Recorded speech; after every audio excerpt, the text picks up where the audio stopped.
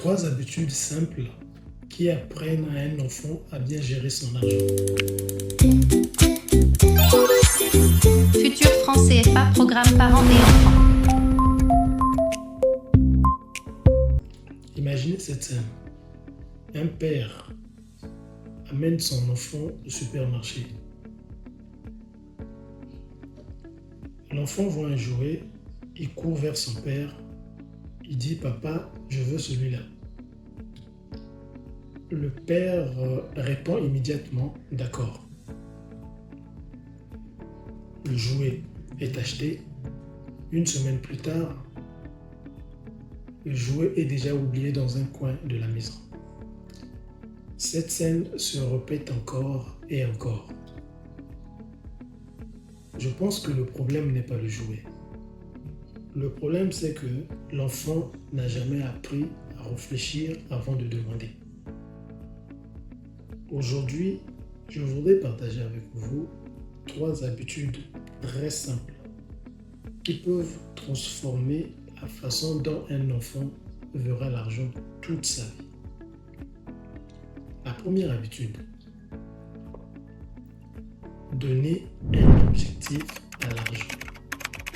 Quand nous donnons de l'argent à un enfant, nous faisons souvent une erreur. Nous lui remettons une somme, puis nous lui disons « fais ce que tu veux ». En réalité, un enfant ne sait pas encore faire des choix financiers. Il faut l'accompagner. Par exemple, au lieu de dire « tiens, voici 2000 francs CFA », demandez-lui « que voudras-tu faire avec cet argent ?» Acheter, économiser, partager, offrir un cadeau à quelqu'un. Cette simple conversation change complètement la façon dont l'enfant voit l'argent.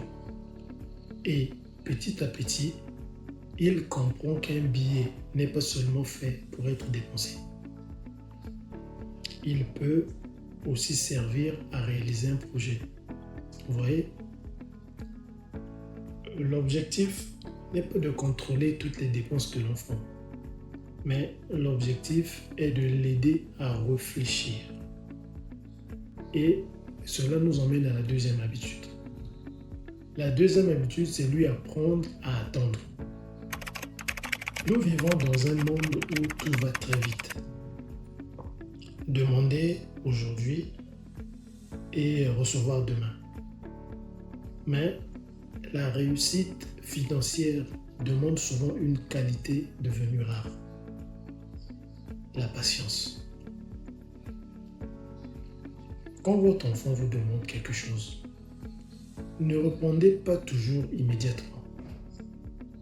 Essayez plutôt de dire « réfléchissons ensemble » ou dites par exemple « combien de temps te faudra-t-il pour économiser ?» Vous voyez? Au début, il sera peut-être frustré, mais cette attente lui apprendra quelque chose de précieux. Toutes les envies ne doivent pas devenir des achats immédiats. C'est exactement cette capacité qui aide plus tard à éviter les achats impulsifs. La troisième habitude est probablement la plus puissante et pourtant elle ne coûte absolument rien. Alors, la troisième habitude, faire participer l'enfant. Beaucoup de parents pensent protéger leur enfant en les tenant à l'écart des questions d'argent. Pourtant, c'est souvent l'inverse qu'il faudra faire. Quand vous allez au supermarché, par exemple, expliquez à l'enfant pourquoi vous choisissez ce vendeur, pourquoi ce produit, pourquoi cette quantité. Quand vous préparez un budget familial, montrez-lui qu'il faut parfois choisir entre plusieurs dépenses.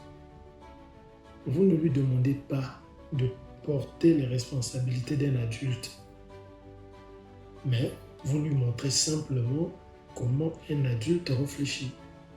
C'est ainsi que naissent les bonnes habitudes. En somme, l'éducation financière ne commence pas avec le premier salaire. Elle commence par les petites conversations, par des petits choix, par des petites habitudes. Si vous retenez une seule chose aujourd'hui, retenez celle-ci. Les habitudes que votre enfant construit aujourd'hui détermineront souvent les décisions financières qu'il prendra demain.